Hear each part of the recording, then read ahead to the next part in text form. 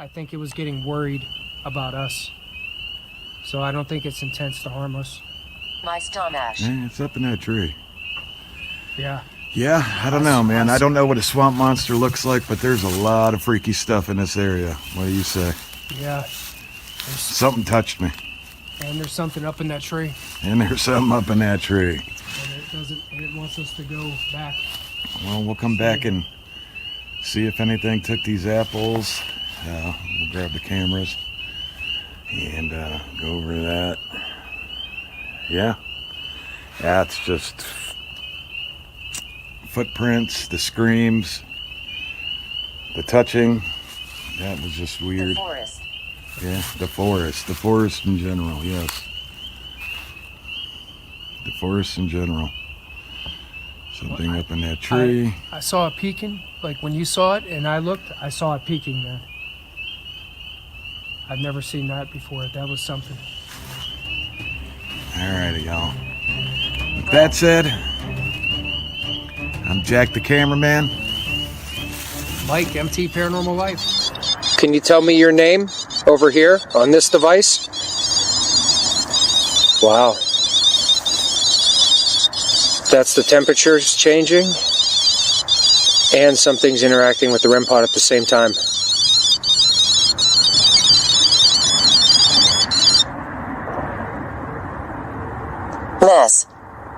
Mess.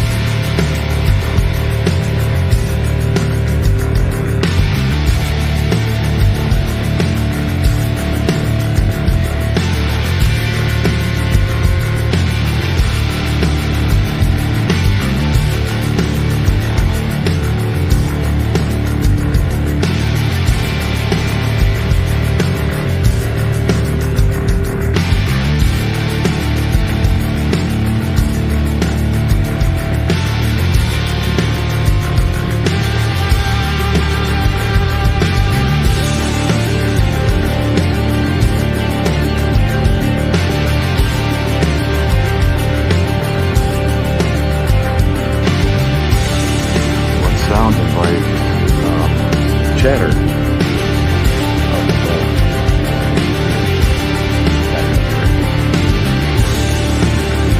Really strange. Come to me. I'm not here to hurt you. Come to my light. Is this you down in the swamp? Cameraman, I heard a growl over here. Copy that.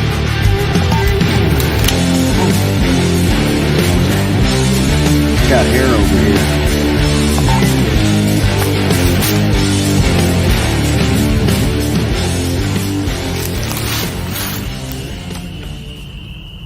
What was that?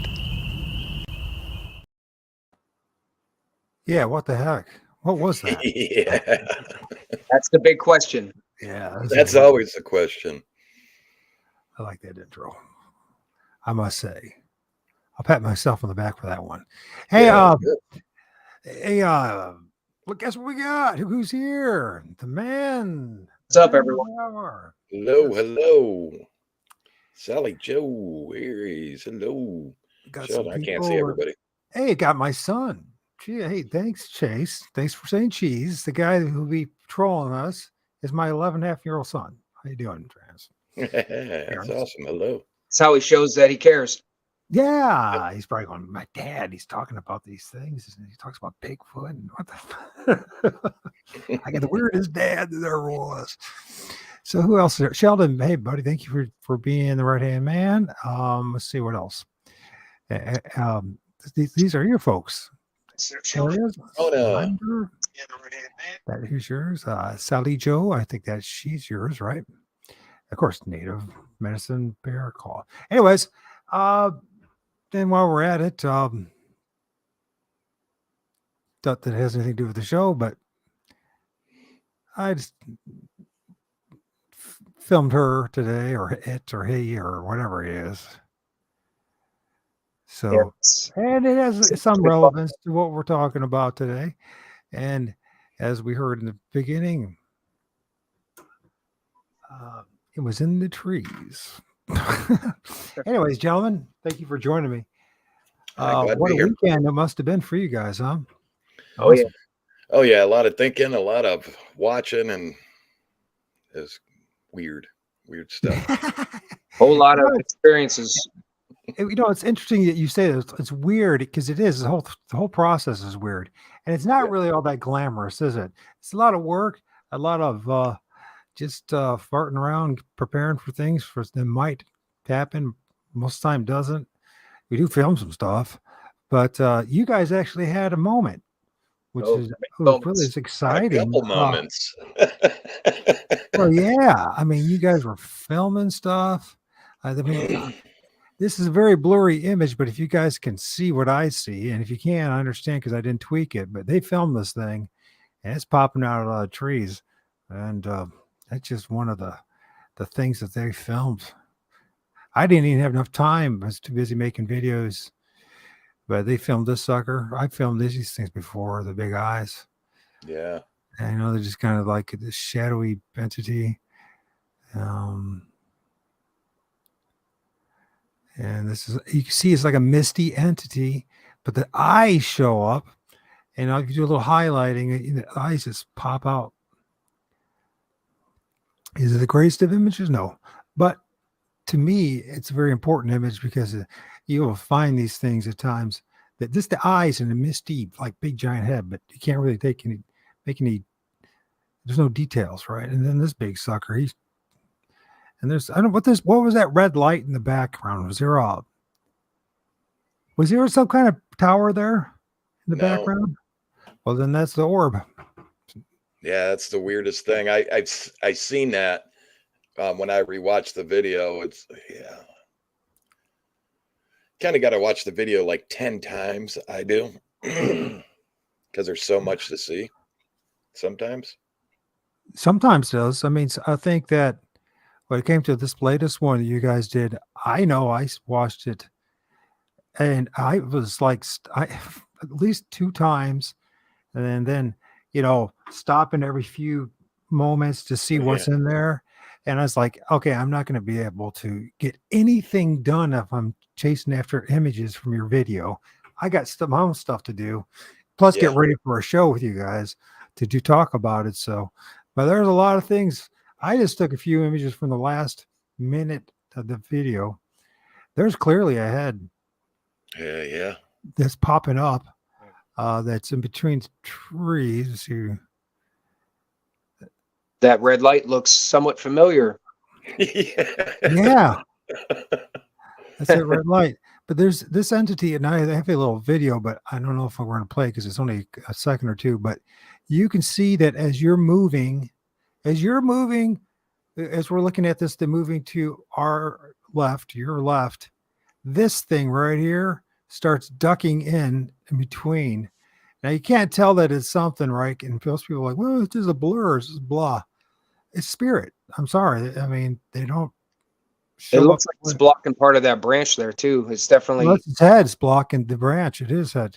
And it's when I saw that, I was like, yeah, there's okay, let's get from the beginning here. So what happened? What day? This was Saturday?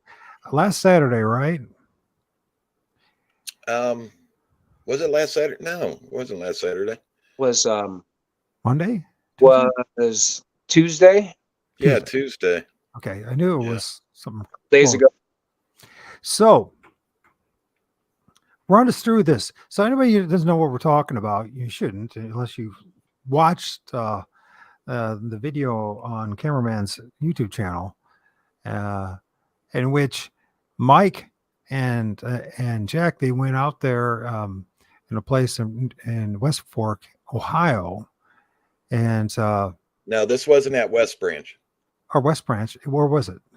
This was just at our home area. This wasn't in West Branch at all. Okay, well, thank you for correcting me because I thought it was. So it was somewhere in eastern Ohio, somewhere Northeast. Yeah. northeast. Yep. So you guys are your home turf. So will you tell us what was going on? Because I mean, look, okay, weird things happened that night. Jack was touched. There was chatter going on. Things were being thrown. And Mike saw a peeper, a head popping out of a tree. And there's a lot of important detail or data. Well, at first I saw something or more than one go up the tree. It's somewhat transparent, and it wasn't very big. It was kind of small from what I saw. Yeah. And either it went up, down, and up again, or there were two that went up, because I saw two different, or it could have been the same, but I saw it go up the tree two different times.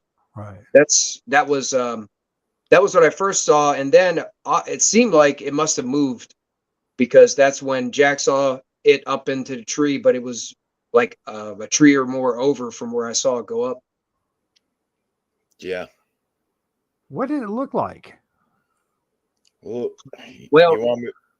I don't know. Go ahead, Mike. I mean, At me. hold on a second. Let's start from the beginning, leading up to the encounter / sighting, and because it starts out, you guys are, you're making a little place where the gifting site with apples, and you're doing your things, scent and all that kind of stuff, and you're both going your own direction. And really, the story starts not with you, Mike. It starts with Jack, and what was happening with Jack. Yeah. So, if I'm correct, and if that's so, let's follow that. How's it going to LIB? Jack, you guys are out there, and it's dusk, turning to night, dark, and what starts happening with you, man? Well, very first I heard some weird stuff off to the back of me, to the right back of me. So I turn around and I'm like, okay, this is getting really weird. I hit the camera on. I started hearing chatter. Now, when I say chatter, it sounds like to me, it just sounded like a bunch of words really fast. Have you ever heard Pig Latin? It's been a while. But you know what I'm saying? That kind of, but really fast, like a kind of thing. So I kind of went up, tried to follow it. Now, is it huge? Like, is that about like the same thing as what people talk about? Like, I heard chatter before, right? Mm-hmm. And it sounded a lot like, the stuff that they filmed in California, right? They got a samurai chatter, but it doesn't sound like it's necessarily the same thing as what you're talking about. It sounds like it's like a cross between a little bit. It sounds like it has some English in it. Yeah. Yep. Okay. But just really distorted, kind of fast, like gibberish. Yeah. You can't understand what it's saying, but it just, your head just don't have time to wrap what you think the words would be. Yeah. So you're hearing that. What did it seem? Okay. Mike, did you hear the same thing? Well, I don't know if I recognized it as chatter or if what I heard was the same thing that he heard, but I was hearing a lot of things. It could have been that. I did hear some of the screams. Sounded like screams. I was filming also, and I was going to get my video up soon as my internet stabilizes and soon as I can get my software back up. But I do have the film from my point of view when I was split doing my own thing too. So, I want to get that up as soon as I can so everybody can see what else, may have been going on in different areas, because we kind of were circling each other in different spots. Right. So I have a question for you before we get going. Together, have you guys heard the chatter at the same time? Did you both know for certain that you heard at the same time? It was loud enough that I thought maybe he would. And I believe I went over the walkie-talkie and I said, Mike, did you hear this chatter? Yeah. Yeah, I remember when you called that. I was probably the full distance of the opposite direction from you that we probably went out for a max perimeter. So I don't know if I recognized it. I might not have heard it. Plus I'm still kind of under the weather, and my right ear was kind of like all plugged up. I couldn't hear much. So I may have missed you know, the same chatter he heard at the same time. Now, when I heard the chatter, the time that I heard it, I was with somebody and she heard it as well. And we weren't Bigfooting. We were actually both at the same time, synchronistically taking our garbage out in the back. So, anyways, but she ended up hearing the same thing and like, well, who is that? What's that? So, anyways, at the same token, many times people, well, there'll be two people or more in one location. One person hears the chatter, another person hears a damn thing. And we're not talking that far from each other. I mean, how far were you guys from each other last night or 2 nights ago? It's distance wise. Were you guys more than 100 yards away from each other, 50 yards away? Probably maybe 100 yards at most. Yeah, So I would think about 100 yards. So there's a good chance that you would both hear at the same time. I'm not saying that cameraman didn't hear anything. I'm just saying that it happens many times that someone does hear something and the next person next to them doesn't hear a damn thing. How's that happen? Oh man, I don't know. I know that what was interesting though is when you heard that one growl, I believe you were by that little pond, and I heard a growl also, and I was right near the pond, you know, very close, similar position to where you were. So that was interesting to me that at different times we heard what sounded like a growl from kind of the same point or same area. Right. So, you know, we start out, maybe to start even a little further back. Why the heck did you go to that location? What's up with this swamp monster creature thing? Well, it was said that they seen something coming out about 5 foot tall, 5 foot wide. And I mean, I drilled them like to find out, like, are you sure it wasn't a bear? Was it a deer with steam coming off of it? You know. And these are locals and how did you find out about them? I mean, how do they find out about you? They emailed me. Okay. Yep. They learned I about put little things out online, advertisements for people to call, and if they have things on their property or that we'd come and check them out. So you guys decided you're going to go there and see a swamp monster, and instead, you have one, almost for sure. You know, it was brought up several times on your guys' show. Trapper brought it up once.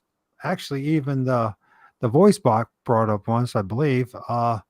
Poltergeist, forest poltergeist, spirits. Do you think you guys were encountering that? I mean, let's put the.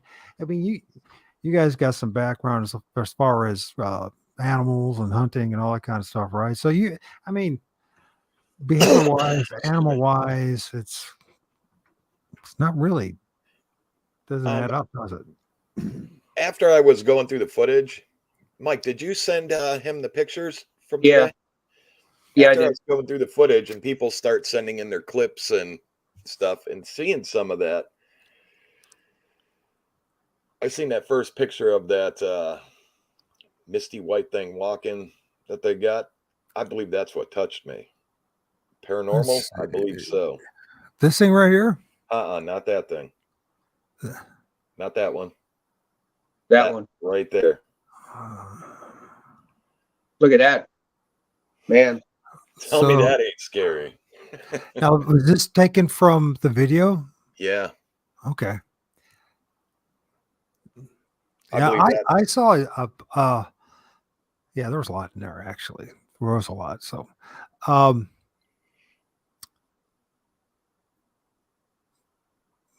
ghost touched you. What did it felt like? What if you say it touched you? What it was like? Did it feel like 5 fingers, or it felt just like a hand, like someone standing behind you and put their hand on your shoulder. Like it freaked me out. I went like this, like, you know, like, whoa. Did you touch the hand as well? Or I didn't touch the hand. Whatever it was, when I went like this, it wasn't there. But I felt the pressure like it was somebody laid their hand on my shoulder. Yeah, I can.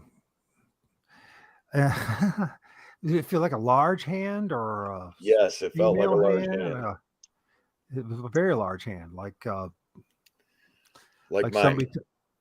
like somebody touching you with like a catcher's mitt or or something. What do you No, mean? it felt like a hand like mine. Oh, just like yours. Okay, so Yeah, just like a laid their decent hand. sized Not hard. It male. wasn't hard, but it was, like gently, but to where I could feel it, the pressure from it. Yeah, that was an interesting reply too, because shortly after that, I got that message that said accident, Hmm. and then I thought maybe it didn't mean to like startle us or scare us, Right. and that was another interesting reply. Plus the poltergeist message, which seemed odd timing also for that.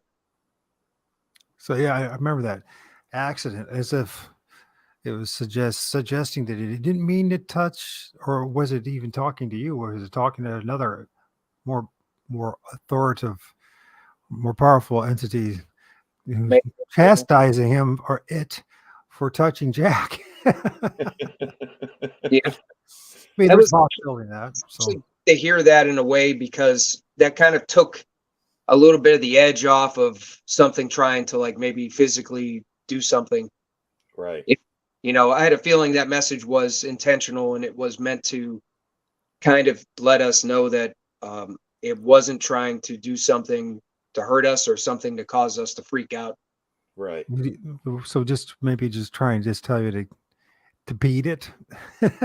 Maybe it was just like it didn't know if it could touch us and it did. And then it was like, oh, I didn't mean to like, Like, Yeah. oops. actually know you would feel it. And here's the thing: when you say, what does that what is it?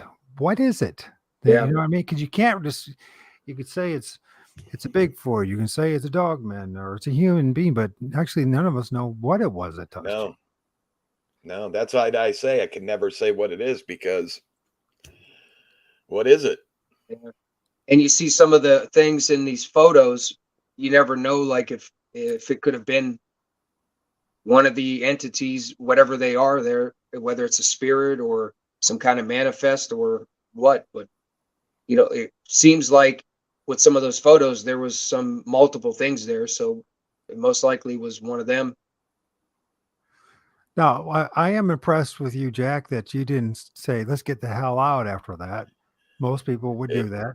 It's it was very, running through my head. I was pretty freaked out looking around at when you're in there. This is what I felt. I felt there was so many things looking at us. I could see eye shine out there. It seemed like it was everywhere I turned. Yeah. I And saw it I saw it. That's if you see it on the way that we do on the camera like that, us, watching it, yeah, that's just a glimpse of what's actually going on out there. right. And so, yeah, to see the eye shine like that along with everything else is like a pretty special moment you guys film, really. Right. And there's a couple times you see me going, what the heck is going on? And I'd go towards it and I swear I seen something like eye shine. I started going towards it. I seen it go like this from behind a tree and duck back behind it where I couldn't see the eye shine. And so I was like, what is going on? So I started walking towards it. And then, from a little bit farther away, I'd see more eye shine. And I'd think to myself, I can't charge this thing. I don't know what it is. Oh, You know what I'm saying? Like I've never been in this area. I don't know what we're dealing with. So I kind of like had to pump the brakes a little bit. But wow, yeah. I mean, my brain was everywhere that night. Well, Oh, but there's a good lesson with all that too, though, a potential lesson at least. You were touched and nothing happened. Right. Nothing happened. yeah. I Except was you going to got say over there, scared. got touched that on that hillside. I was up there during the daytime while it was still daylight. I spent a lot of time on that hill. Ooh, He was on the other end, and I had my REM pod out and I had my devices out, and I was getting interaction on my REM pod. So I had a feeling that there was some kind of energy there around there. So that kind of seemed to be true, I guess, in a way, because you got touched, and it wasn't that far from where I was at before with that REM pod getting some interaction. Right. And it just seemed Now, like they were everywhere. because they It are. was confusing. It's being revealed to you that they're everywhere, and they do come out of the trees. And I've been saying this forever, but that doesn't mean anything coming from me. It'll mean a lot coming from you guys, though. So, how far away was the touching and the sighting? 50 yards away from each other, Oh, 20 yards away from you, 100 yards. probably 25 yards. So it basically was the same area. I mean, 25 yards means that's ground zero. So Right. it doesn't really. So there's then the possibility that what was heard, seen, and felt could have been the same entity. Right. Yeah. Could have been. So it's hard to say. There's no way of proving any of this as far as it being the same one. So you get touched. You hear the chatter.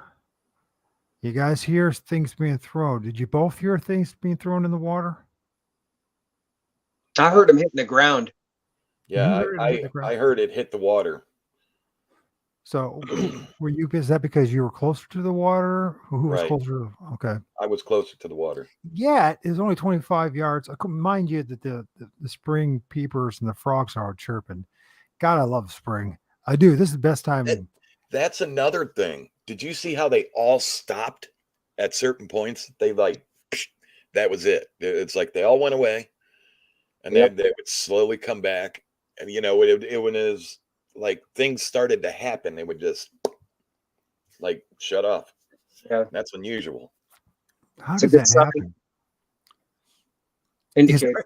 Is it them shutting up, or are our audio sensory things, our ears being affected in an external way from these entities? You could see In it on other the words, video. they're still chirping along, but we just all of a sudden we can't hear anything because now they're influencing us. Oh yeah, I agree with that also. But you could, if you watch the video, and you could see when we start getting action, the peepers are like boop, and then they'll pick back up, and then something else will happen, and boop, or they'll shut down before something happens. Yeah, which would mean that would be for all of them to sense some possible danger would mean that they would all this potential danger would have to spread a large area. In other words, say it was a snake crawling through the grass, which they wouldn't be right now quite yet. Right. A couple of them might stop chirping. For all of them to stop chirping, that would mean that some other large external presence, potential threat to them, they would all have to recognize. Oh yeah, You know what I mean? right. Or maybe they heard something that we didn't. Maybe there were some things they could hear that we couldn't hear, and they were quiet because they heard something. And just like if you make a loud noise, we'll recognize that they'll stop when they hear a lot of noise. Maybe they heard something we didn't hear, and they were all quiet. Now, a lot of people they would parrot infrasound, but there's no way to prove that either. That is, you know what I mean? And when you study infrasound, that's there's other ways, there's other things that other frequencies, whether from sound, audio, or even light energy itself, can affect the response that is like that we have.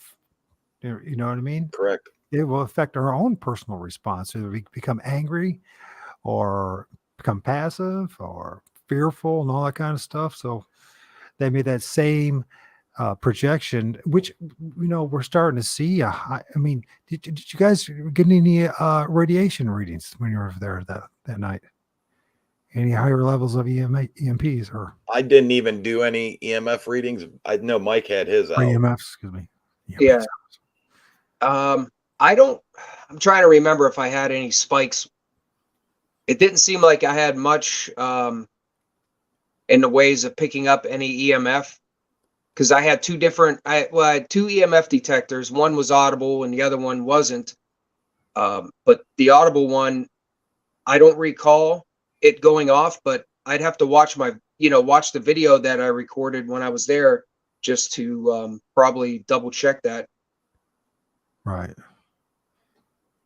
This goes back to that, the conversation we had with Eve and the black lights. I think she was onto something. Now, if we could apply that in the woods, and if we can get some kind of bioluminescence or whatever they call it, markings from them going up and down the trees and all, and the footsteps and all that, that would be quite revealing. And I thought about that after Jack got touched. That would have been a good time to even check his shoulder to see if there was anything. Yes. So I ordered one. I do have a black light coming. It should be here tomorrow.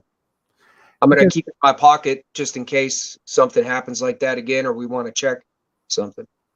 Of course, we're going to be worried about, if that handprint turns out not to look too human, like, you know what I mean? Might not like it. We're leaving, Mike. But I do think that's going to be one of the tools in our arsenal to figure out what's going on here and how to track these things,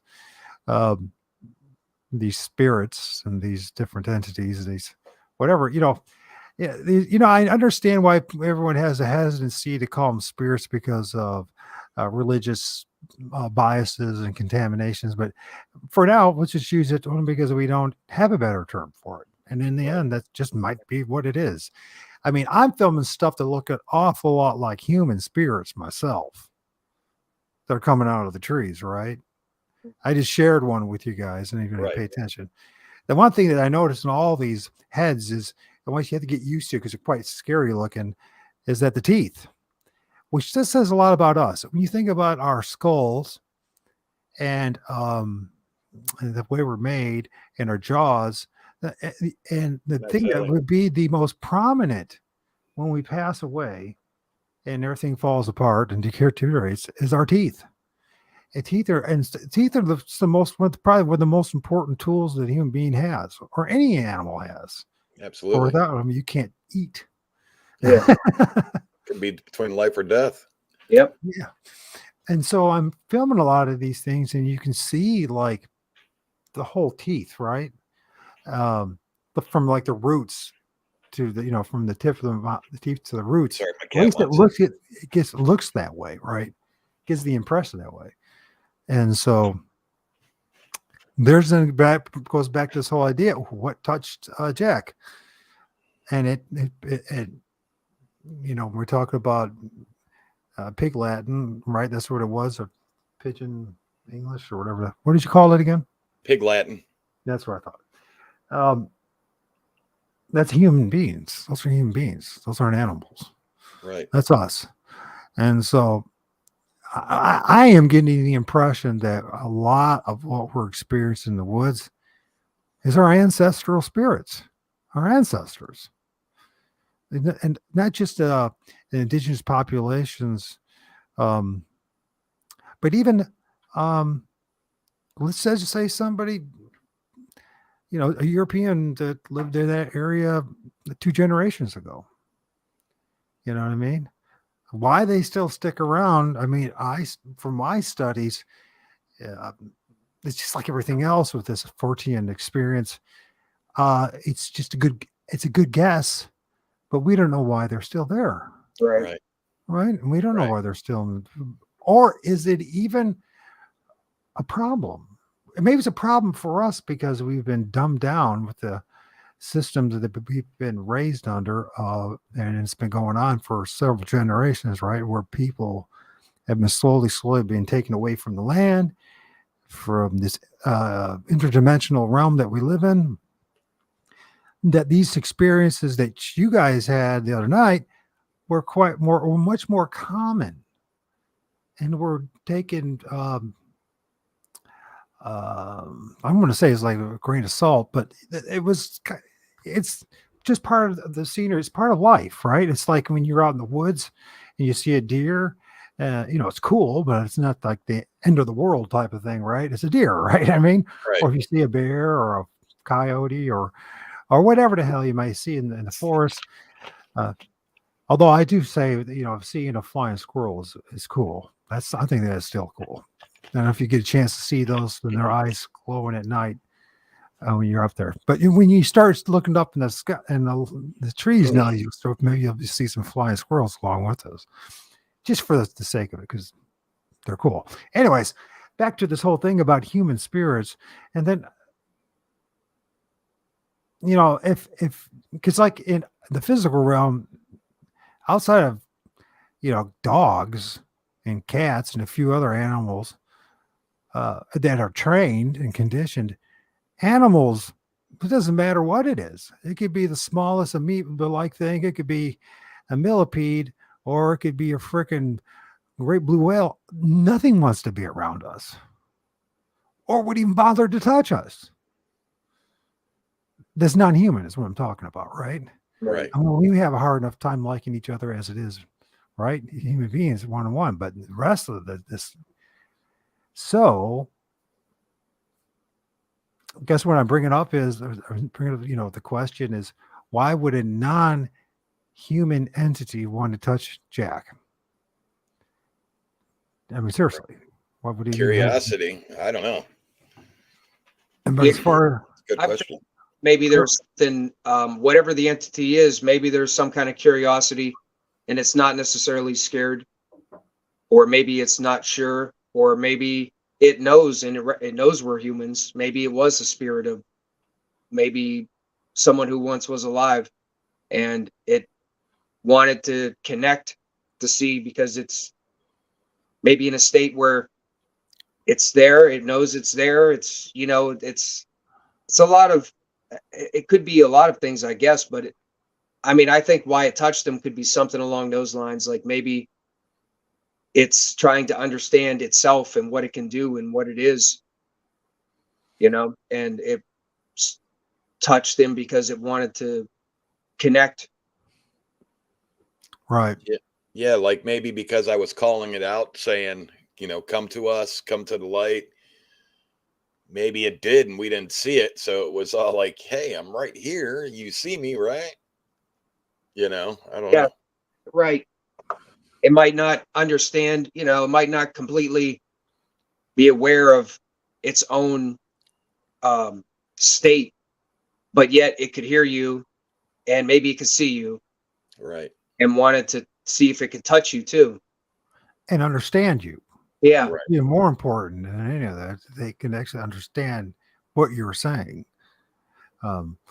Because, a gorilla wouldn't know what the hell you're saying. Right. Right.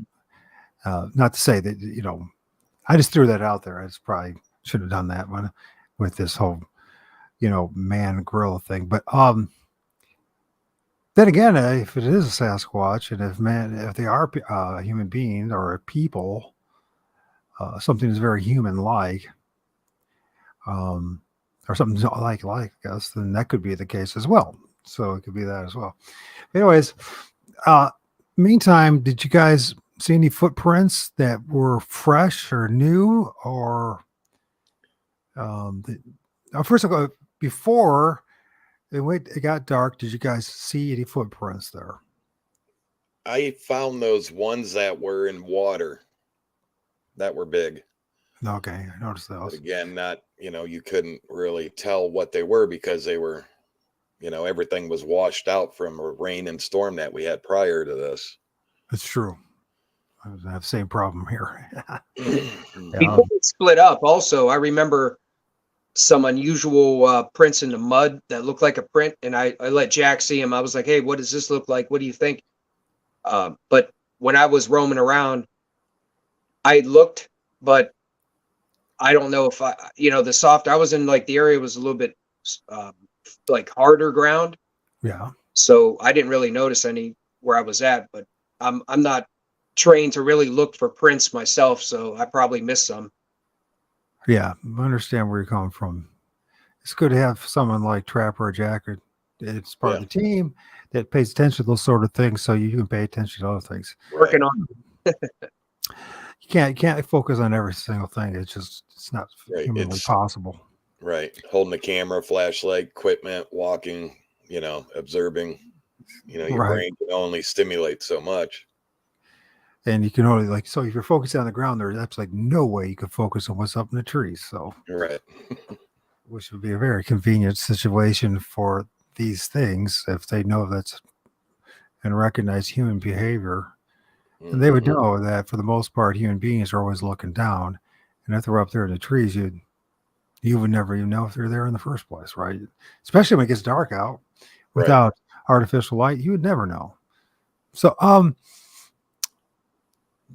but did you see any fresh footprints after the fact, or no? I'm assuming that there was no new fresh or any kind of anything that could be suggested as some kind of fresh footprint.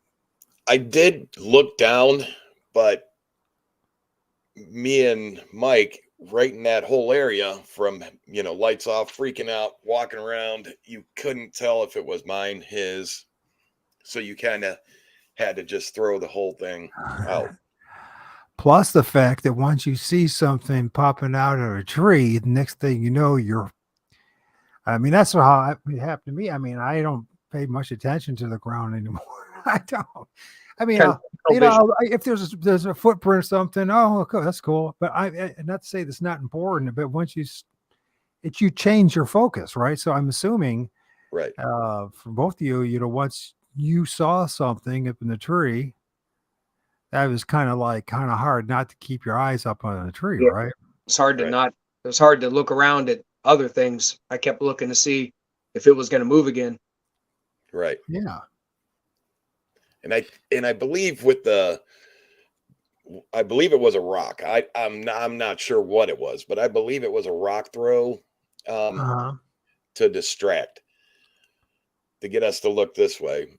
Because when it hit in the water, I did turn and say, "Hey, I just heard something hit in the water." Yeah. And he said, "I heard something hit on the ground."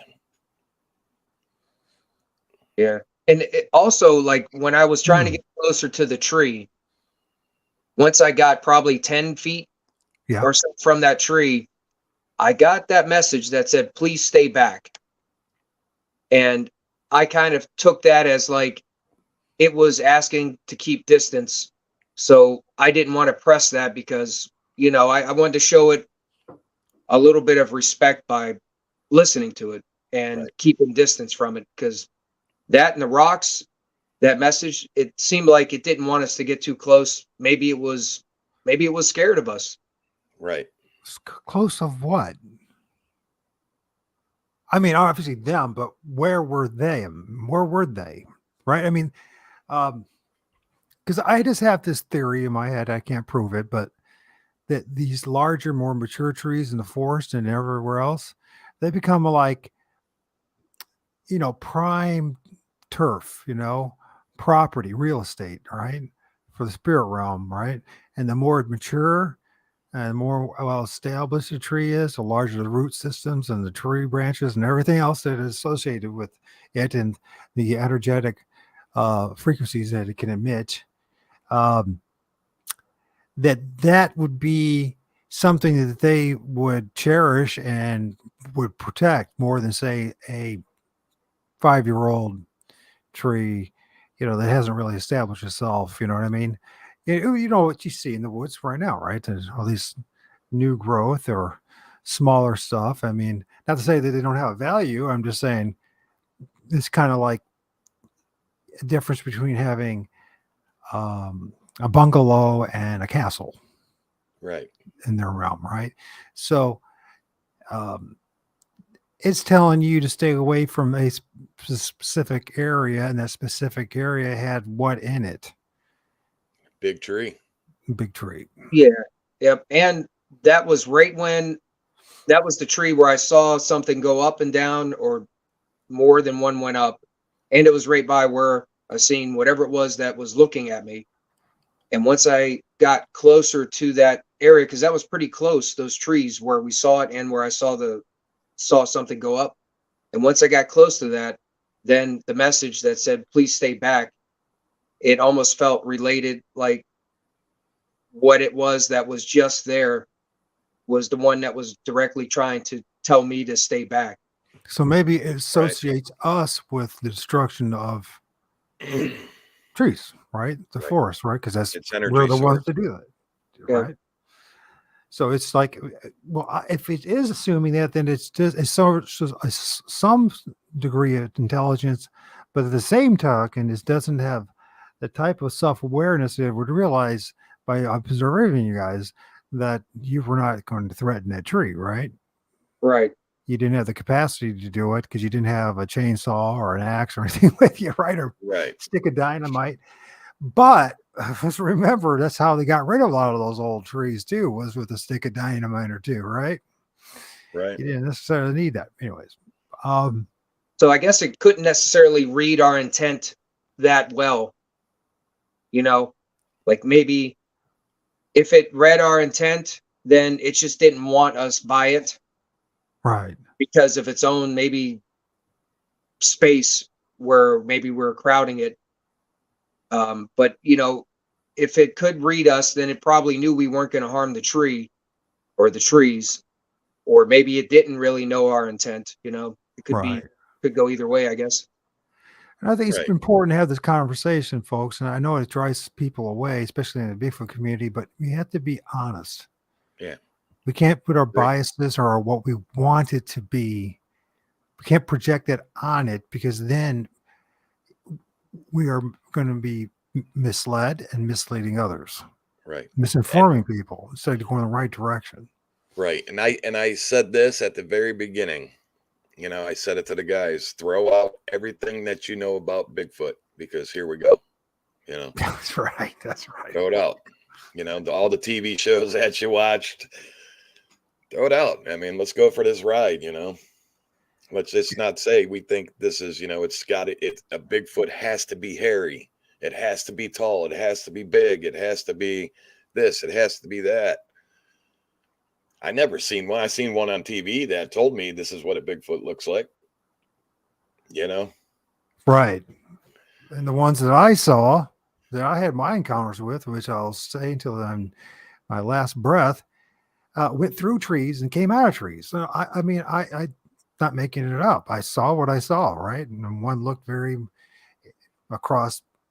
Well, the first one I couldn't tell you what the face looked like, right? It was just massive. It was jet black, blacker than the night sky, right?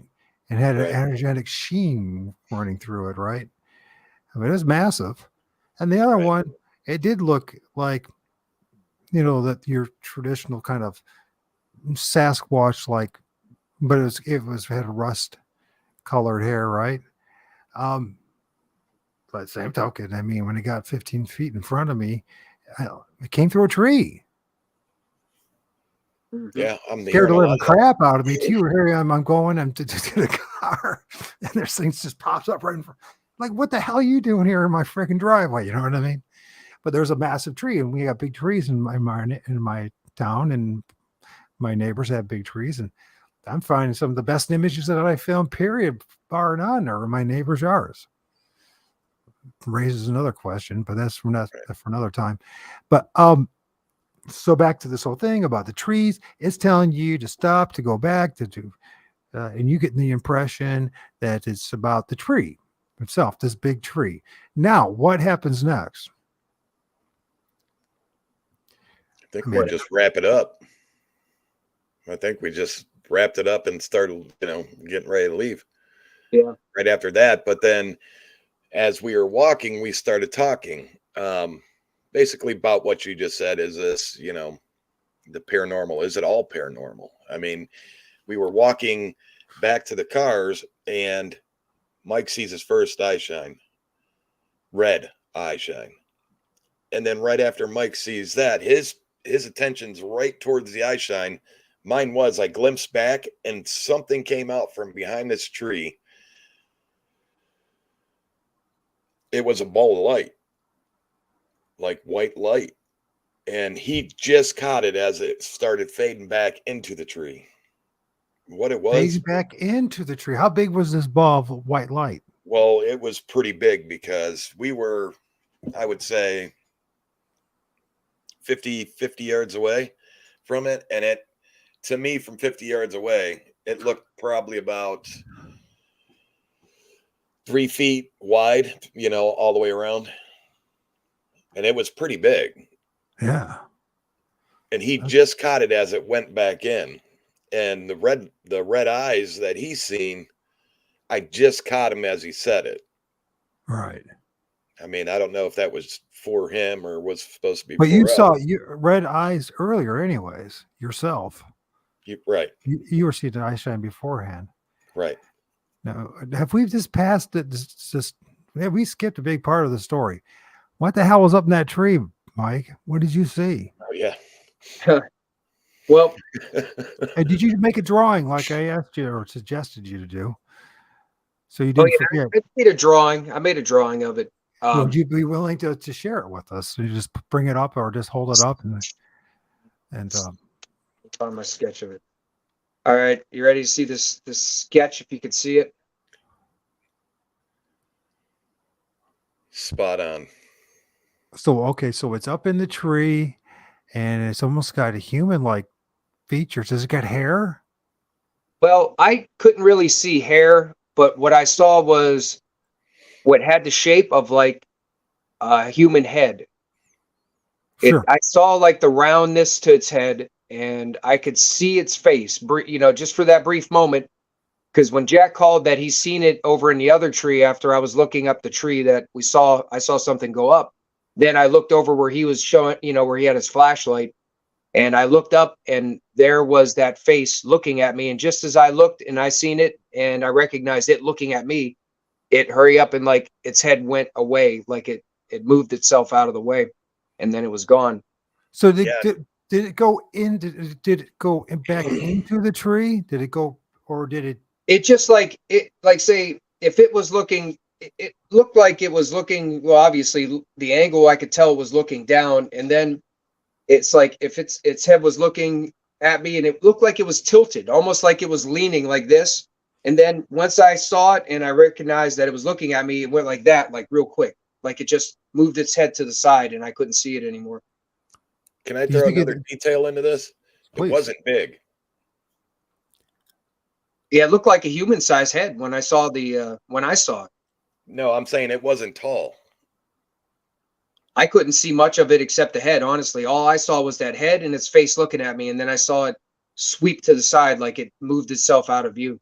Yeah, when I seen it coming up and going over, it only was maybe 3 feet. Yeah, what I saw it go up the tree. When you say 3 feet, you're talking about from head to toe type of thing? Yeah. Okay. And when you saw, you said, Mike, you said you saw it go up the tree, right? Yeah, a different tree that was nearby the one where I saw it up into it looking at me. There was a tree that was like 5 feet from it, maybe. And that tree, when I saw something go up that tree, it was like, it wasn't very big, you know, it was like maybe a couple feet, if that, like in its total shape, whether it was kind of round, it was like just this looked like a mass. And I saw it go up real quick. And then I pointed out, and then when we were looking again, I saw what looked like deja vu. I saw something that looked just like it go up again. So I didn't know then if there was like another entity or whatever it was go up the tree, or if if maybe it went up, down, and then back up. But I saw it go up twice. Cool. That's a very cool thing to, especially going up and down. It's when you say going up, it was like, I mean, could you hear it climbing up the tree, or you just see it drifting up now? I just saw like it looked like it was just floating. Yeah, I didn't see climbing. Yeah, it just literally just went smoothly straight up like it was floating. The damnedest thing is some of these things, the way they shift, it could look like one thing, and the next thing above it could look just like a Sasquatch. So, and so you never know what exactly you're dealing with. Right. Yeah, maybe only part of it was visible for whatever brief time I saw it. Maybe there was part of it that just wasn't that transparent as the rest. I mean, I really couldn't tell you that it was only that big from what I saw. It could have been more to it, but It's just stood out at so least. it's very human-like in its proportions as far as the head goes. You would say, right? Just Kind of human-like, at least kind of human. So was it white? So I kind of break down the heads that I film as it looked transparent, very white, whitish, almost gray, and trans. black. Go Yeah, ahead. very whitish, very translucent. Like the shape in the face was pretty distinct for that moment, and then it literally, as soon as I seen it, and I'm like, "That's a face, that's a head."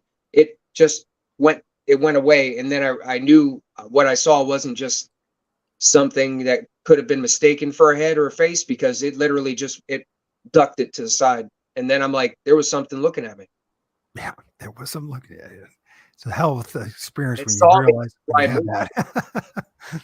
There was something Yeah, looking at me. What was it? I have no idea. it What? was How do you weird. know something was looking at you? Well, did you notice eyebrows? Did you notice eyes? Did you notice eyelids? Did you notice a nose? Did you notice a mouth? What did you notice? What are the details? I noticed eyes.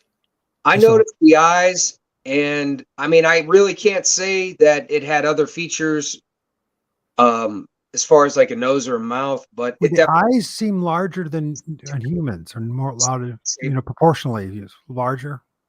The ones I seen, yes. So that would make a lot of sense. Especially if they're quote unquote nocturnal animals or entities that are a part of the other half of this realm, light and darkness, day and night, animals and creatures of the darkness, right? That Yep. live out of the different off of different life forces where we have to eat living things, whether plants or not, to maintain and survive. They feed off the plant life and animals and maybe even us in a different way, in a different kind of. But anyways, there's something to get deep into. So, but anyway, so there's a thing that's large in the normal eyes. You couldn't tell. You didn't notice the mouth, right? Because sometimes, well, I know the one that I had as far as the gargoyles that I saw last year. I definitely saw the grin, right, but no teeth. The Sasquatch that I saw in 2017 coming out of the tree, he had a big grin on his face, and he had the hooded nose and all that kind of stuff, and you could even notice that it had larger than normal teeth. In other words, I had called it the shit eating grin on his face. You know what I mean? It's like, I'm having fun now. You know what I mean? So, but you didn't notice that there was no smile, no frown, no facial expressions. I didn't really notice many details about the face other than it looked like eyes, and the actual shape of the head was, for the most part, a complete look. It looked like a complete head of like a person. Like it had a distinct oval shape, looked like a person's head. And I did see No facial hair. no, it was really just white looking, and kind of almost like hard to see, but it's hard to say it was transparent because it had like a color, but it was like it looked whitish. It's important to document this stuff because I go on, and hopefully other people carry the torch as well. I'm documenting things that have white heads, things that have very black heads, some that have very grayish heads, some that have very transparent or translucent heads, and once in a while they have different colors, more reddish or bluish tint to it. But it's very rare to have that. Actually, just that staple of shades of white to black and everything in between. But in particular, what stands out is the white, gray, and black. And then the question is, are these the same entities that are presenting themselves differently based on light refraction and reflection and interaction with light, or are they literally black, very black, jet black looking things, kind of like human beings are, right? We have different shades of brown, right? Some are very, Right. very, very dark. Some are very, very, very light, right? The difference is when I notice these entities, when we say they're black, they really are really, really black. And when we say they're white, they are really, really, really white. And when they say they're gray, they are really, really gray. Right? Unlike us, we're just like different shades of brown, from and get pride on cars to both spectrums. But when you see a white face, you'll know it. It's shocking too, by the way. I did want to point out too that we both had our lights up at the tree. So it was illuminated from our lights. That Right. could have affected how I seen it too, as far as the color that presented when I saw it, Well, maybe light right. reflecting somehow and it looked white. Which would be interesting once again, like, and I don't know how you even juggle that, because how would you be ready for the next time? Although I do believe you can prepare to make it happen again. But there's no guarantee it's going to be the same entity that shows up again. Oh yeah. We're going back. But once again, we talked about the black light. And is that as an attempt? Because bioluminescence, that what you can read with the black light or in similar lights, could also give a different reading of that same entity, right? This time around, if we say it happened again and you had the black light on it, you not only would see the head, you would see the details, and you might even see the neck, and you might even see hands, you might even see a lot more of the body for whatever reason. You know what I mean? Yeah, that's why I'm gonna bring that black light with me. I'm gonna keep it in my pocket whenever, I go anywhere again, pretty much. So you saw this thing and went back up and down. And Jack said you saw, or at least you thought you saw. You said you're very confident that you saw the same entity that he saw. Yeah, in a different tree. I didn't see the one that he seen. I seen the one next to it, next to the tree. They were how far apart, Mike? Probably just a couple feet. Well, let me think. The one that I saw go up the tree was maybe 5 or so feet from the tree when you said you seen something over in the other tree that was next to it. It was about 5 feet away from the tree. I saw something go up. Correct. And where I saw the head was up in the tree where Jack said, "Hey, it's over here." Then I looked and I don't know. I think I was meant to see it because I happened to look up in that direction, and I directly as I looked up there, it was right there. It was the first thing I saw was that head and that face, and then it looked away. So I don't think that was. I think that was kind of very strange that was the direct focal point when I looked there. That I happened to see it directly. Unless it was just really lucky of me to look in that spot at that time. Yeah, well, I think so. I think you're meant to be, and I think there was a bit of luck. But I do believe that they guide us and put us in a position to be so that one or more is to be seen. That's my opinion, for what it's worth. But here's another thing, and I'm sorry if it sounds like I'm like interrogating these, Jack and Mike, but listen, I understand what it's like to have an encounter experience and no one giving a shit. And as time goes on, a lot of things are forgotten. So I think it's really important to have this conversation. I'm not judging you guys. I believe full-heartedly that you had an experience. It's just putting the pieces together, right? So it's clear for you guys and for us too, for the data, for putting the pieces together. What is a Sasquatch? What is a grassman? What is a swamp monster? And what is the damn things in the trees? And how many of those? What are these damn things? Are they all one particular thing? Which I do not believe after all this time. I believe we're talking about multiple different types of entities. So which entity did you guys see? You know what I mean? Yeah. And we need to know those details. You need to remember those details so that we can put it together. So the next time if someone sees a very similar face, head, actions, behavior, as subtle as it may be, you can start putting the pieces together and say, oh, this is this type of entity. Does that make sense? Correct. Yeah. It's the only way we're going to be able to do this. We can't just. Well, I guess my point is, and I know I'm like a broken record, but this broken record has to be heard by somebody, because if nothing's going to change until we accept this fact that well over 90% of what we experience in this field, whether it's the cryptids or in paranormal, we're dealing with something that's other than what the mainstream is telling us, what everyone else is focusing on. And so we're all being led like fish down a stream that's a dead end. It's going nowhere. And it's truth. You can see that you can see the results.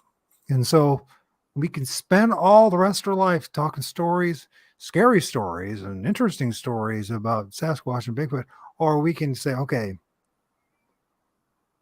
let's take this deeper. Let's look and see what's really going on here. Because can we distinguish between what is a human spirit and some other spirit and that of a Sasquatch? Do they just cross the line? You know, we hear over and over again that they are peoples, right? So, I mean, that's kind of very much suggesting human-like. Now, we hear about this all the time, but what does that really mean?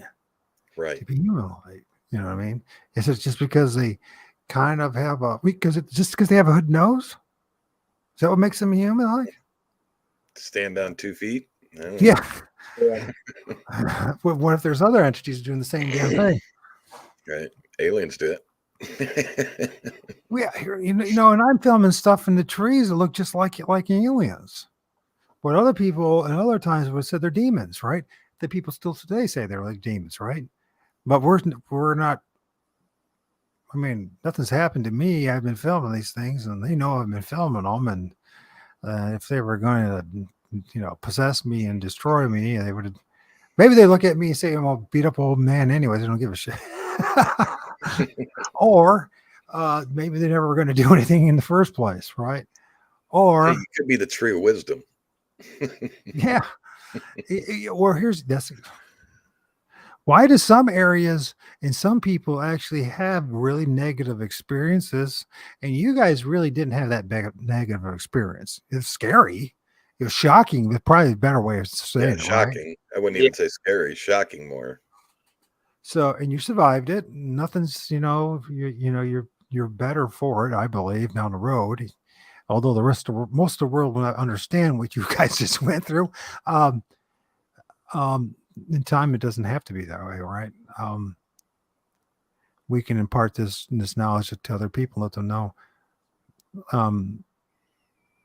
Yeah. What are we dealing with? So you're seeing this head, this entity going up and down. You're seeing it. You're not seeing it climb. You're seeing it float. Yeah. How many other people have reported something similar, or about Sasquatch or Bigfoot doing something very similar to that, right?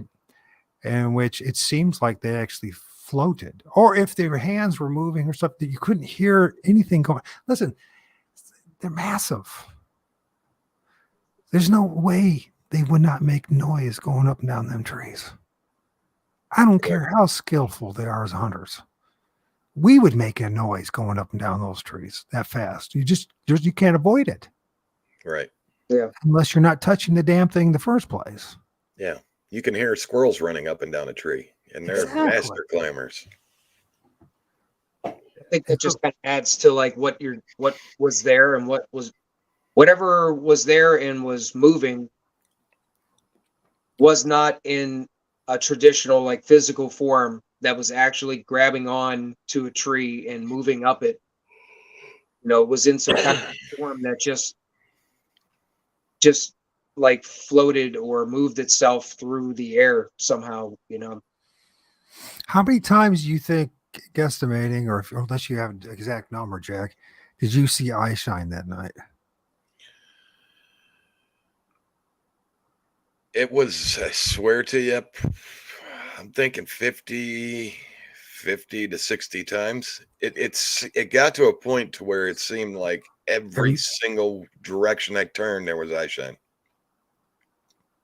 That's pretty cool. Yeah. I guess it is cool. Actually, it's pure guarantee you guys have a sighting. Although there's tradition that says you beware of the eye shine, beware of the orbs, right? Right. The light people, or at least not to follow them. They say not to follow them or interact with them. Right. But I don't know how do you even determine what it means to interact with them? What is interacting with them? Yeah, that's a good question. To me, it doesn't make sense to not interact with them. Like whatever's there is obviously there, and we're going to be there. Whether it's somebody who's just walking, somebody who goes to the park, it's like if you are aware that there, let's just start with that. If you're not aware they're there, then I guess you're not going to interact with them, but you're going to be around them whether you know they're there or not.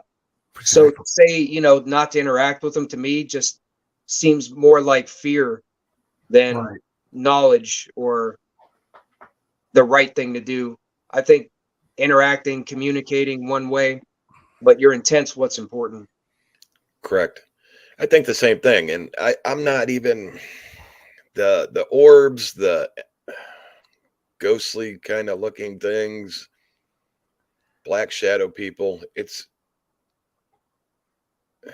I don't know how to put it. It's intriguing because we haven't had a bad, anything bad happen right off the bat. It's always just, wow, they're there. Look here, they're there. The eye shine's there. Oh, wow, tree knock. The yelling, the screaming, the growling. Yeah, I mean, sometimes I'm not trying to say that I know or understand, but a possibility to me is that maybe the noise that sounds like a growl that I heard, maybe that's not necessarily A growl? Something that's meant to be intimidating or something that they're trying to let you know they're angry. Maybe it's a way that they're speaking or communicating. Right. And we both said something very open-minded that night after seeing everything. We both said, is this everything paranormal? Is all of it paranormal? Well, I mean, yeah, I mean, I don't see my experience after 6 years is that 95% of it is. Right. I mean, it's right. To us, it's paranormal. Right. Because spiritual, paranormal, interdimensional, whatever it is, it's not a flesh and blood thing. Yeah. That's what it comes down to. We're not chasing after squirrels. Yep. Or big hairy dudes. And when they're hopping dimensions.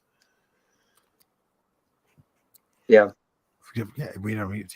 That's paranormal, I guess, huh? It's pretty darn. I mean, I don't know how you describe it any better than that, right? I mean, and this is important. And it's very important because I see a lot of, there's a lot of things going on here. If you're honest about what's going on, I don't have a problem. In fact, I value the fact when you're going out there and you're experiencing things that you're asking questions. You're not just saying, it's not Sasquatch, it's Bigfoot, it's Sasquatch. Yeah. It's not, it's a disservice to all involved by doing that.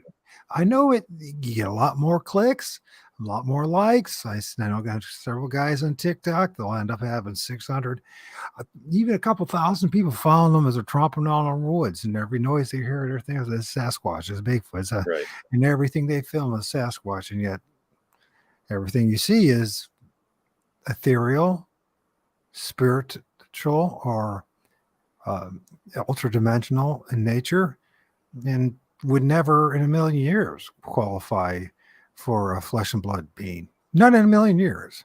And you can try all day long saying the cloaking, but at some point you have to step back and say, how honest am I being about this stuff? You know what I mean? I'm not saying that Sasquatch, when it manifests and it's in the physical form for whatever time and whatever reasons and why they do it, can't somehow do you know, the cloaking thing. But for most of what we're seeing and what we're experiencing, it would not, you can't honestly, well, you can say it's cloaking, but it doesn't really, it doesn't fit the definition. It doesn't qualify as cloaking. You know what I mean? It's just a term to understand what it's doing, like a term that we all would know. Or, you know, it'd be another way of saying it's like, I don't know why we can't say that it's translucent, it's transparent. It's more ethereal in nature at the point. Yeah, me and Mike were talking about that. Yeah. Tell us more then. Tell us your thermal. conversation about that. You know, the thermals, that always takes me back to the thermals when you talk about what you think you might know about, like, you know, or I'd say if you think it's just a creature that's like a flesh and blood creature that is what it is, and it's always that. When you see those thermals, you see things that you can tell that what's there, what, you know, where you captured those at, Right. there are not that, not at all. Right. No, not even close. And when you do see something that looks like a Bigfoot or there's an orb, I mean, there's a strong connection with what we call Sasquatch or Bigfoot and with orbs. What I mean by that is, it's not only do you have many times you know, everyone knows about the sightings and encounters. Is usually there's the two or go hand in hand, but I mean, it's almost like in order for one or the other to manifest, there has to be this symbiotic relationship. Absolutely. Which I don't know if I'm even saying that correctly as far as that, because it might not even be a symbiotic, but it seems that we'll go for that for now. But anyways, it's almost like an orb has to show up for a Bigfoot to show up. Absolutely. I've said that. I've actually got yelled at for saying that in chats, you know, and why'd you say that? You know, and I'll get people emailing me. But it always seems if you see one thing, you always see the next. If you'll see something that seems to be like a Bigfoot, you'll see an orb. If you see an orb, be damn sure you're going to see a Bigfoot, you know, or something resembles. Or film it somewhere or another. I mean, it seems to be what happens to me quite a bit. You know what I mean? Or you'll see a black shadow person, or it seems like everything ties in together. I missed a lot at the beginning because, you know, I was fresh at it. But after doing it for over a year, man, and not being able to label anything a Bigfoot because I didn't physically see it as what a Bigfoot looks like to my brain. A lot of weird stuff. Right. Well, no, I think it's just very important stuff. And, you know, and you guys are being, ironically, a next generation of trailblazers that those who are serious about this topic, usually you are because you've had an encounter or an experience, right, and you're dealing with it, whether it's UFOs, aliens, Sasquatch, or whatever it might have, you know, little people. And so you want some answers. And what happens is we get pigeonholed into these groups that are dead end. They're limited hangouts is what they're called. They don't go anywhere. You're not going to grow to the next level and understanding of what you're dealing with. Right. Now, here's one of the things that's the most unpalatable things for, say, paranormal investigators. They're not interested in Bigfoot, and Bigfooters definitely don't want anything to do with paranormal. Problem is, there's one and the same, from what I can tell. Yeah, with the caveat. Yeah, I mean, and you said and don't be surprised. I mean, you said you haven't seen one yet. You just wait. You're gonna get. Well, your time is coming. Your time is. I've seen things that make me believe it was a Bigfoot, but after doing this for over a year, I question that. I question it. We should. It's quite because like I said, when at the beginning of this, I told everybody, throw what you know about Bigfoot out the window. It stays with you, and when you hear that roar, or something crashing in the wood or wood knocks, and you catch a glimpse of something. The tree breaks are crazy, aren't they? Yeah. I would like to say I've never seen fur on one. You know what I'm saying? I've never seen anything like that. That's not what I've witnessed. Yeah. Now you found some fur that night. Yeah, you that was thought deer. most likely is deer. Yeah. Okay, because there is also part of this strange tale is they call it angel hair. Is that what they call it? Right? It's well, this like fibrous long stuff will show up. So if rain in this angel hair, you'll hear about these paranormal experiences. I'm not talking about Bigfoot yet, although I'm sure there are probably stories very similar to that. It's probably bad enough to tell somebody that you've seen Bigfoot and then tie in that you saw something look like alien next to it, and there were orbs, and then there's this angel dust or angel hair, and it almost like things that look like diamonds and gold or shit. You know what I mean? Because it does this, it just gets weirder and weirder and weirder. You deal with this because you're dealing with something that is. It's almost like it's a show for us. Like there's these ultra dimensional experiences are there to entertain us, and then those maybe that are watching us be entertained and how we respond to the entertainment. Right. It's kind of like a good horror movie, right? When you think about it, that's what people go for. It's to be scared. And I know my big brother was talking to me about this last night. He says, well, I know a lot of people when they get into paranormal is because they're bored and they want something to do. And I said, yeah. And I said, there's no point in knocking them for saying that because it's not that they have a problem. Our culture, society has a problem. If we're this bored that we have to be entertained constantly and we have to, find ways to get that thrill, you know what I mean? That charge, get the fear. Well, there's really something wrong with our culture. Really, it's a manifestation of our culture. Why? It's like we've been programmed to believe that life is supposed to be this mundane. But what I'm seeing is this is now me even getting more on my soapbox that what you and I and others are seeing is a glimpse of what it used to be all the time.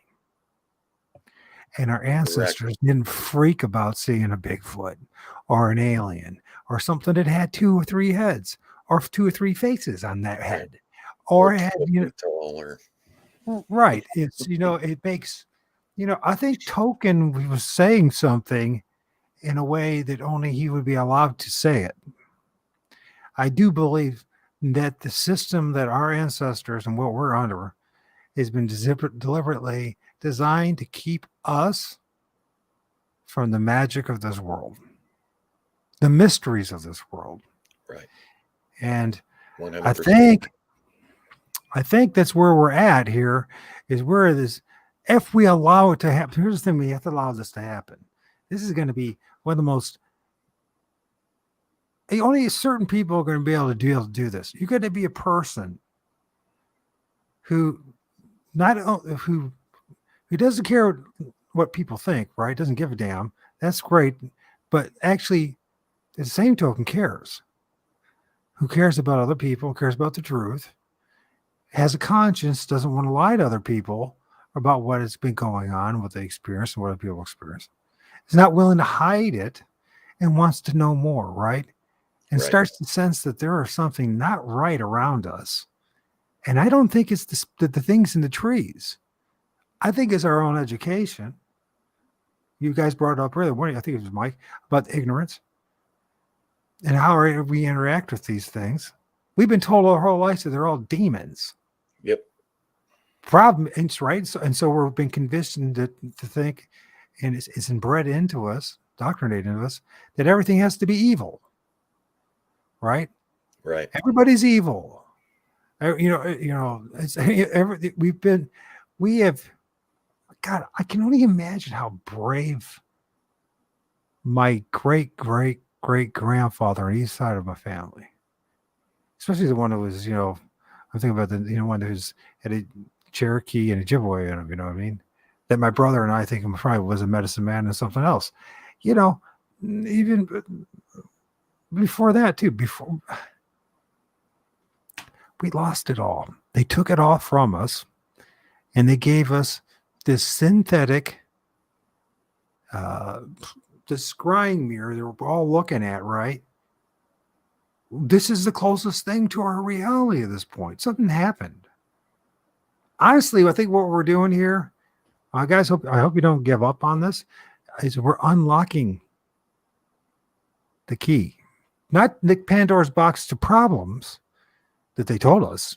But let's be honest, everything that they told us that we should be doing is nothing but problems.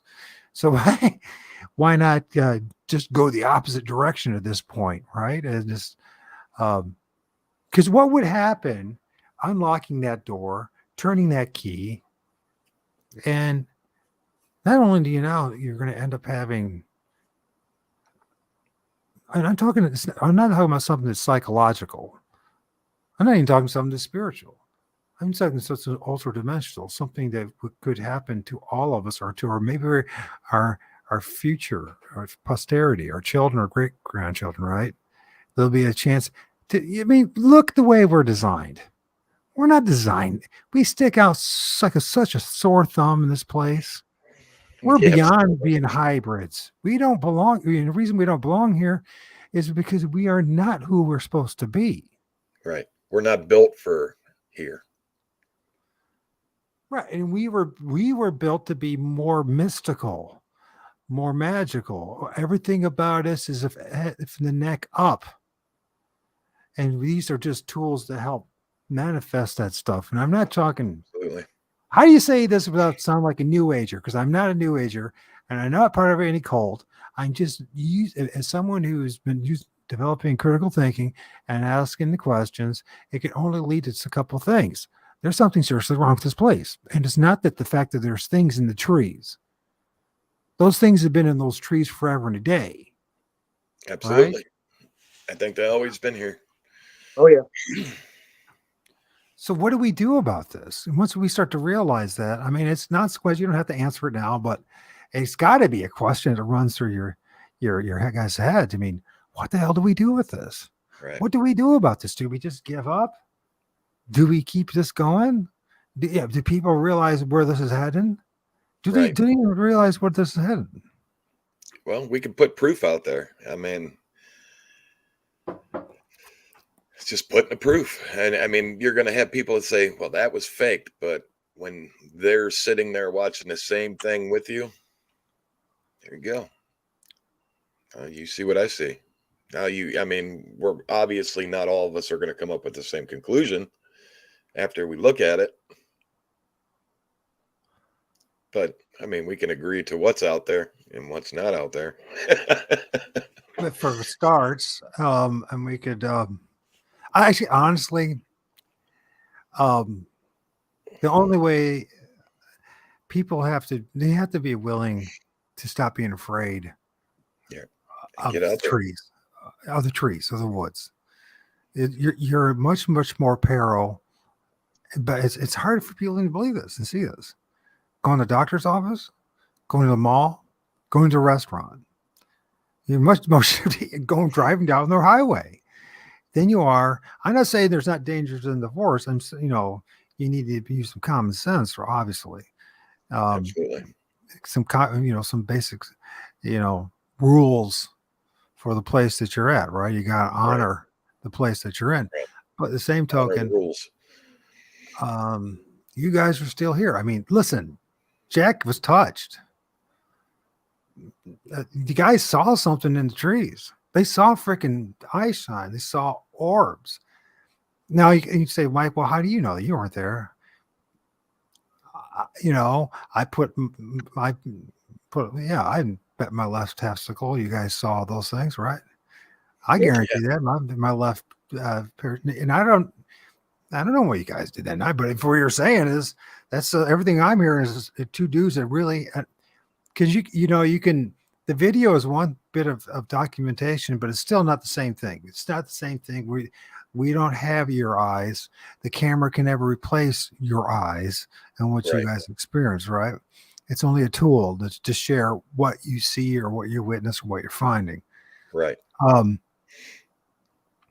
But what I hear is two dudes that really, and I'm not just saying that because I like you and because I want you to come back on the show and because I want to work, as far as the data and working on things, and because I feel we're all going down the same path, same direction, right?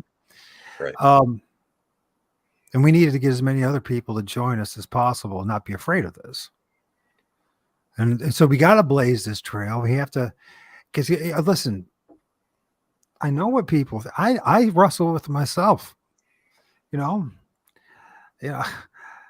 You look at the energy you just filmed. This one that I just, the one that, which I know you guys saw already, and Mrs. or Mr. Lovely with his big teeth. All right, and you say, well, all right.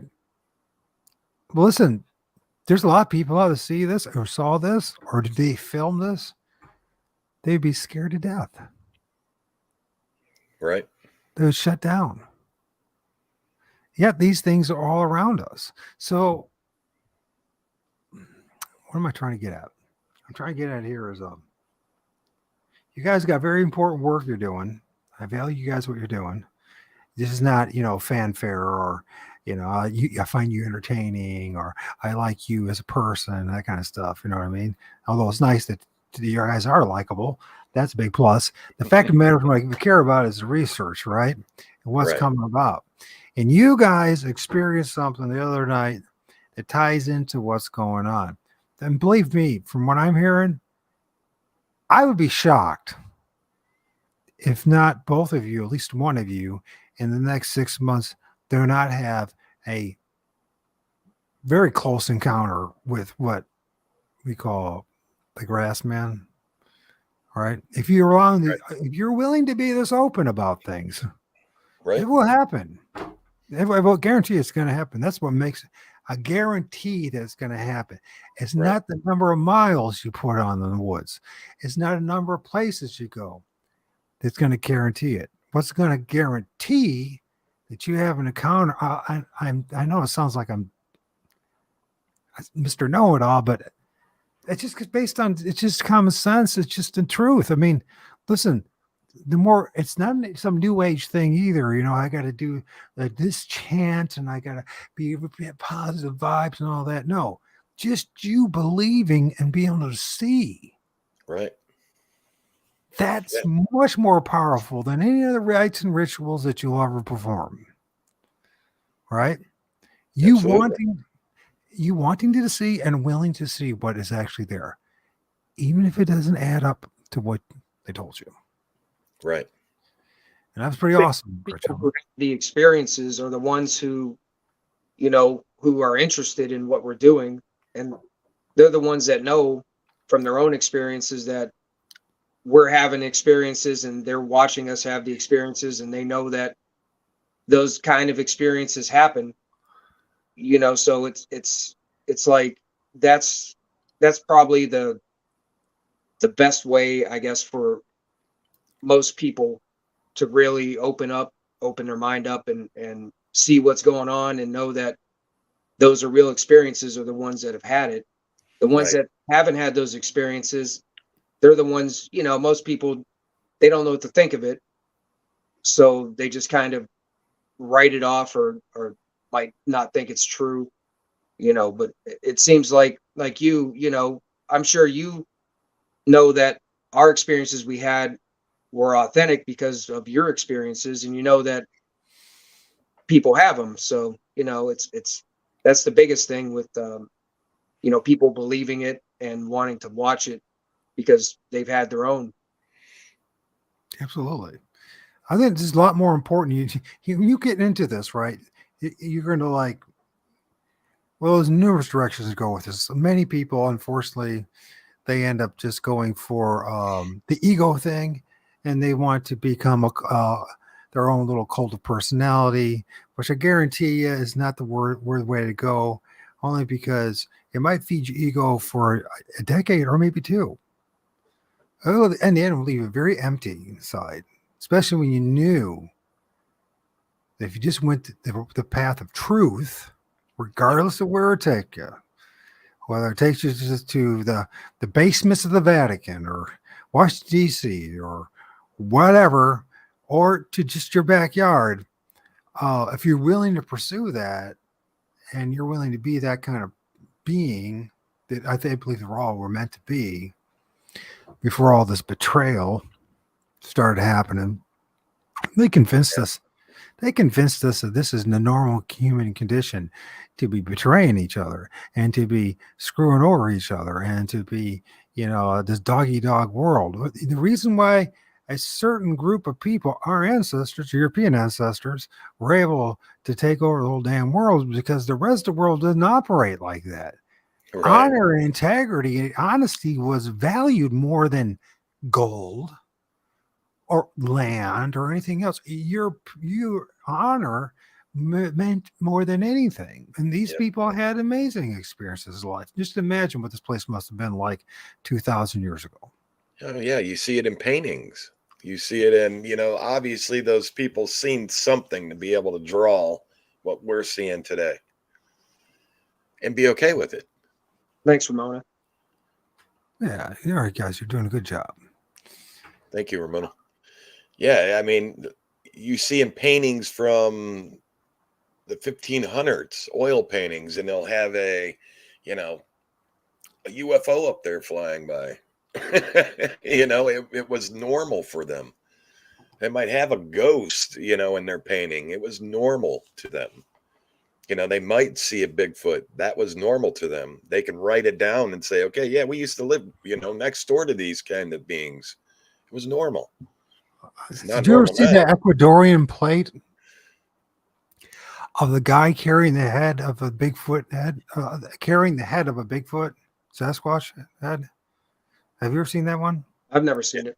Well, while you're talking, I'll look for it. And if it's true, is at least 300 or 400 years old and found in a cave in Ecuador. Yeah, they used to give houses to the dead. Have houses for the dead to roam around in. Isn't that strange? To us it is, but maybe that's not so strange. Maybe that's very much the way it should be. Right. Instead of 6 feet under and a piece of dirt and a coffin that it was their ancestral area. Maybe that's the reason why certain areas has so much activity as far as Bigfoot and spirits. What are the relationships with said Sebe, Sasquatch, and our ancestral spirits? Don't know. This is a very important question to my book. Seems like a lot of or some cultures understood that about the different connection and what's there, and that was kind of what they built their system around, or what they believed, and their respect and what they did. And it seems like some were closer to the natural truth and understanding, and that's something that I don't think like some different parts of the world might not have the same understanding, and some were closer to different truth, or maybe more what the reality is, but they understood it in their way. And that could be something too, why there's so different, why there's a difference of what some people think is just not true, and then why some believe that like the dead, the burials of their dead, their ancestors, the people who died, their spirits are always there. Why they understood that. And there may have been different culture that just thinks that their body is just gone, like they're just they're no longer here, there's nothing left of them. So that could be you know, there could be a truth there that some understood and some didn't, that don't. I can't find it, gentlemen. I know I have it. Next time I'll post it. It's fascinating. It's either silver or lead or maybe even gold plate. Anyways, there's a dude. He's very kind of European looking, outfitish look. Man, he's walking around with a head like it's a trophy of his Sasquatch, and they found it in a cave. And I don't believe it was fake. So, and these indigenous people, they found it in a cave. That means, and there were a kind of very primitive people there in Ecuador. They really didn't have the facility to be making the plates and knowing about such things as Sumerian texts and Babylonian texts and all this. It's quite fascinating, is what it is. Right. And I know the Mormons try to use that to prove to everyone that the Book of Mormon is legit. Unfortunately, both stories go two different directions. But the one thing that is true, there's something was going on in the Americas for a long time that was much more sophisticated and much more impressive than we were told. And anyways, back to this whole thing about, because what is this going to be?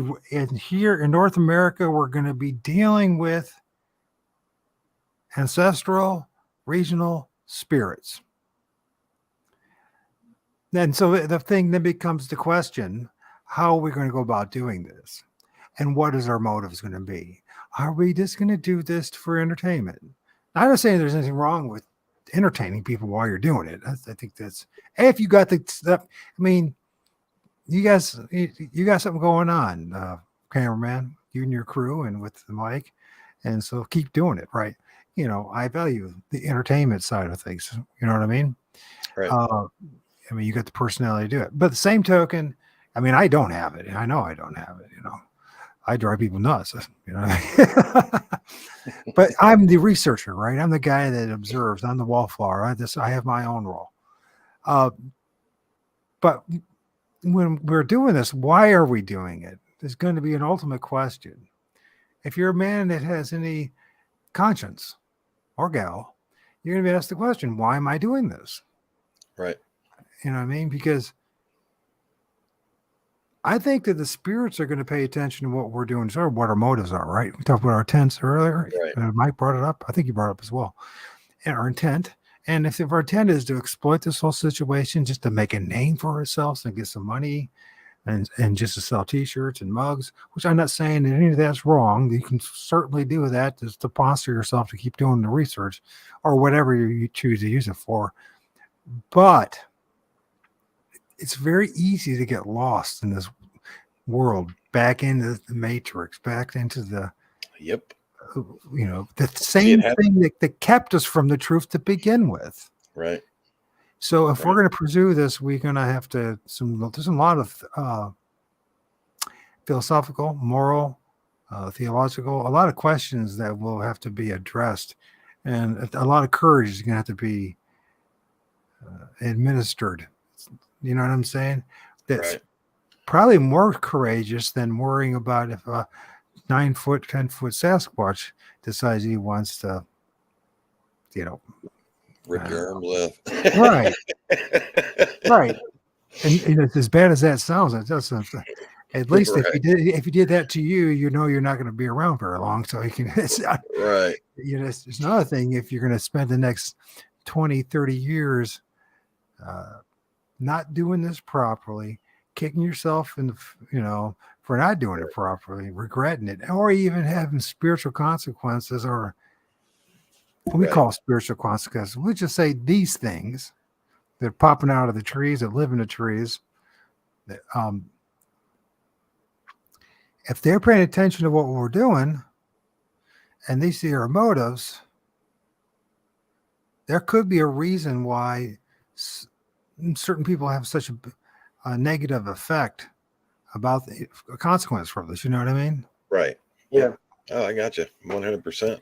Because I'm also seeing these people too. A lot of people are having this problem too. When you look at them, I don't mean to be judgmental, but just for observation, I made the same mistake, similar, that caused some problems. Was how our perspective, how we perceive these things, right? Right. These beings, and um, how mature you are as far as your critical thinking goes. Right. Your willingness to ask the questions and to question yourself and your own understanding, to Right. question your pastor and you question, the latest bookseller and the question the latest, trendsetter on the internet, right? Right. If you don't question yourself, you'll never do this right. I don't like I say this a lot. There is no right way or wrong way. There is no right answer. There is no wrong answer when you're doing this. If you keep an open mind, you keep, going forward and progressing, and you're honest about your opinions, and you're,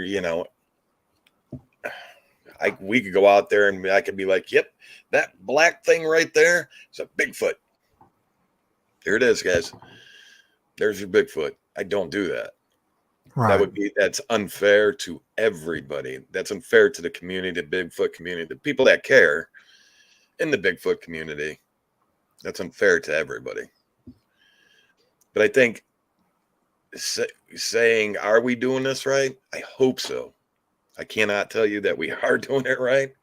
I hope that we are. I think most of the time we're lost on what we think it is, and to tell people correctly,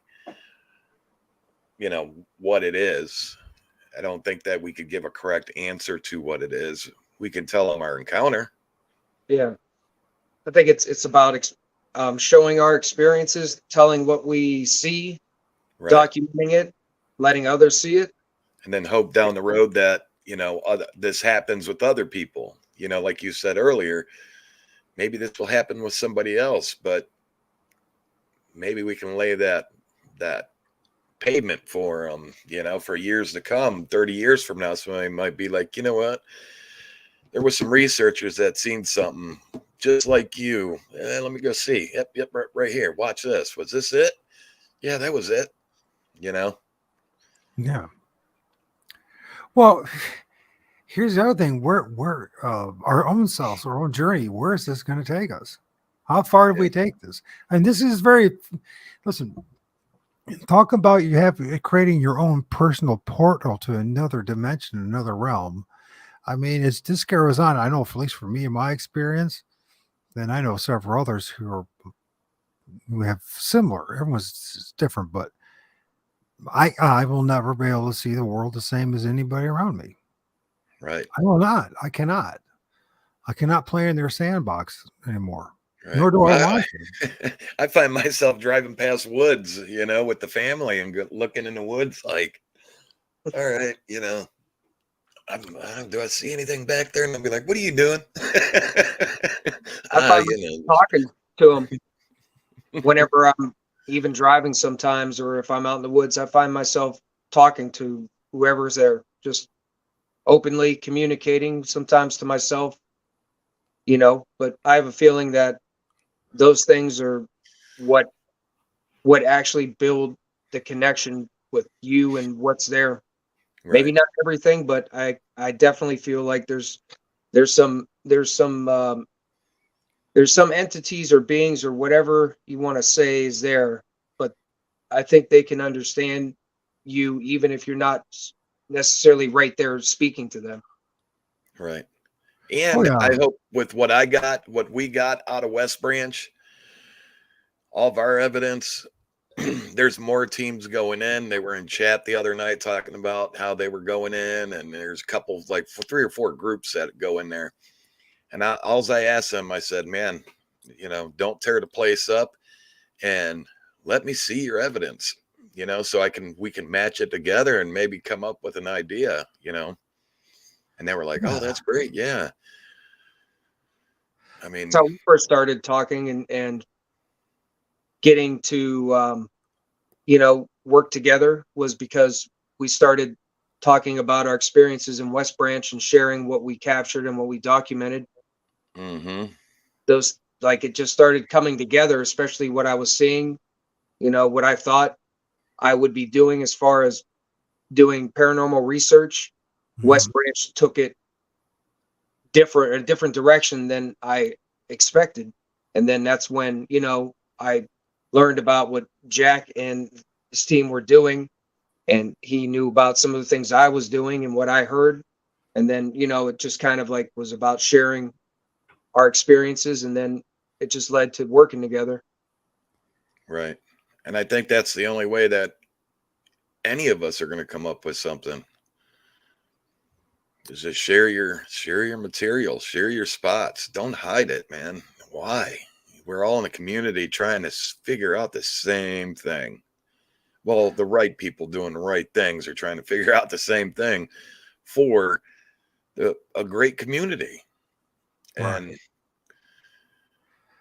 I mean, it'd be one thing if you had a genuine clan or a Bigfoot in your bit of property, your parcel of land you're working on, and they're there and are constantly there, and they know if you brought other people into it, they would cause problems, right?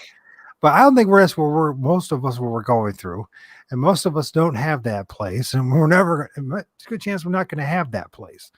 right. But so. One more, I guess the final question is going to have to go back to the trees. Research.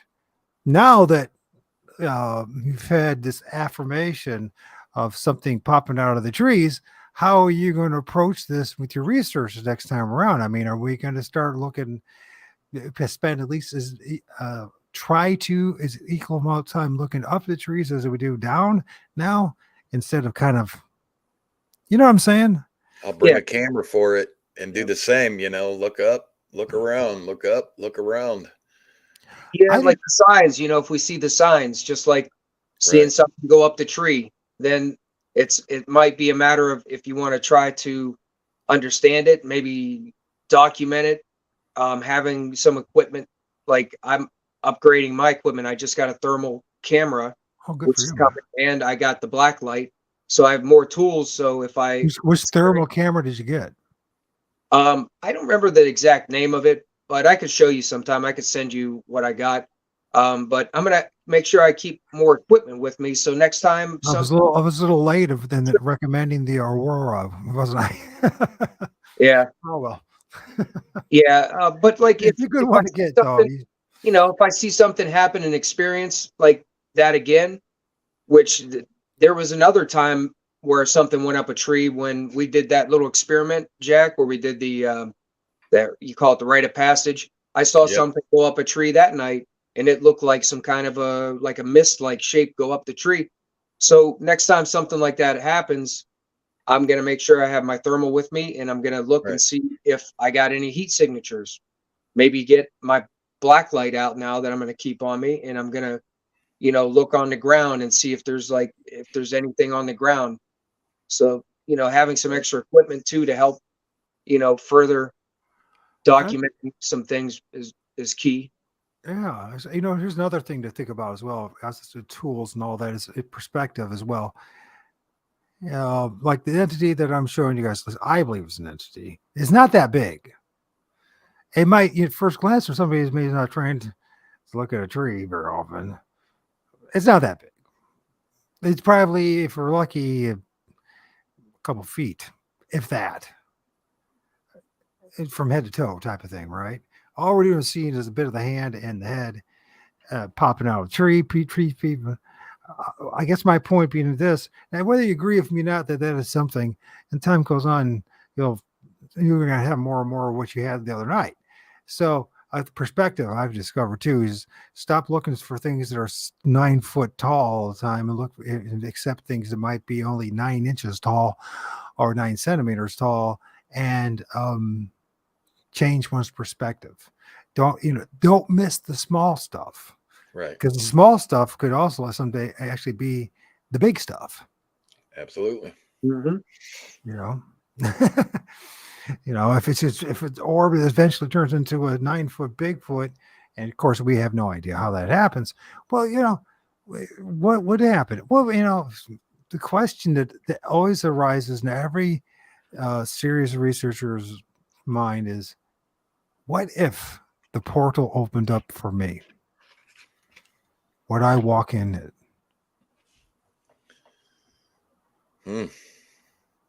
That'd be a good question. Yeah. Well, that'd be something to end this show on, only because I think it'd be something to think about. Yeah, comment That below. is- I want to read your comments. Wow. Yeah, I want to read your comments on that one. So what would you do? If the portal was opened up for you, would you go through? Would you go in it? Because, we all will hit that proverbial wall at some point. I'm not saying that portal ever is going to open up for any of us, right? I'm just saying the wall, this virtual wall of ignorance of things that's been kept from us, we're going to hit it, right? And the desire to know how much truth do you really want. Absolutely. I can see why a lot of people just run to the storytelling. All right. Yeah. But I also see where there are other people, I believe, that have, when that portal opened up, they said, I'm going to go for it anyways.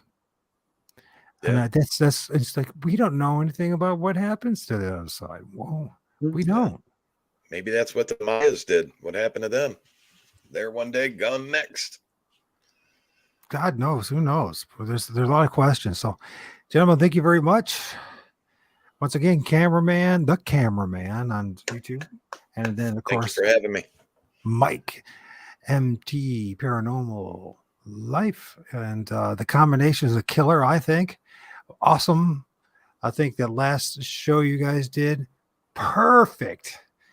I don't know if it was some editing that was involved there on your part, CameraMan, to blend it all together for that hour. Oh yeah, just for I just put it in and put the you know what I'm saying, because when I say I'll be back at you, that's one scene, and it starts a whole nother scene, so you got to put those right in a row. And what was it? What was it? You said I should know what I put in the title. What was that? Is perfect. And then I loved it. He said, and Mike goes, yeah, and there's something in the trees, and you laugh, yeah, there's something in the trees, because that was some of the big key information about research going forward. Oh yeah, there's something in the trees. Yep. Look up. Mm-hmm. Do not do it, man, because you're going to miss out on a lot of things in life, especially when it comes to this research. It might scare you. What's that? And it might scare you too when you see something looking at you. Yeah. If it doesn't, there's probably something wrong with you. And then it's like, you have to get used to it. I mean, because it's, when you see those, it's, you know what it reminds me of? You remember Lord of the Rings? You remember the one scene where the battle scene, and they call in there's all these ghosts that live in this mountain, right? And they call in all these old ghosts of soldiers and all this to help fight the orcs and and all that kind of crap. And so you remember how their faces and they're translucent, and you can see their teeth and their mouth and stuff like that. Yeah. It's just about the same thing. They were trying to reveal something to us. And they were somebody else's ancestors that were, I guess something about not honoring their word when it came to war and all that. There's a chance to redeem themselves, right? I think that's what we're watching. We're looking at, we're filming. A big part of it is our ancestors. Absolutely. Any closing comments, gentlemen? Yep. No. Say, hey, you go out into the woods looking for strange things, you will find it. And always try to show the respect to the land, to where you're at, to whatever's there. Absolutely. Always say Cool. thank you. Because they can hear you. Oh yeah, they hear you and they know everything that you're doing. Yeah. All right, man. We're gonna end it with some music. Thank you, gentlemen. I Talk to you appreciate it. soon. Good All night. right. Appreciate it. Thanks again. Value you Thanks guys very again. much. Thanks for having us. You bet. It was a Good good night. time.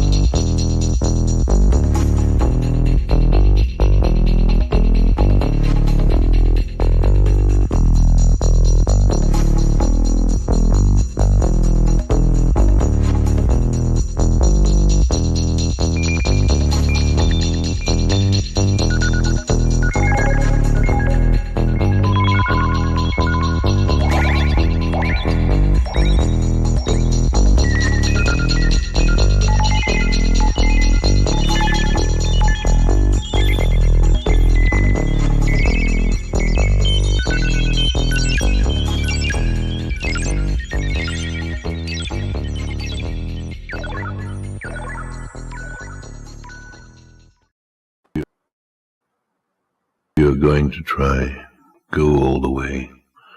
Otherwise, don't even start. If you are going to try, go all the way.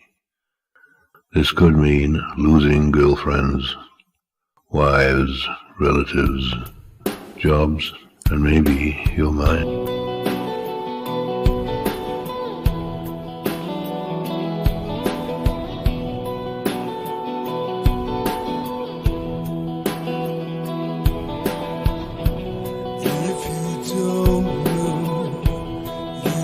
Take it slow. Are you searching?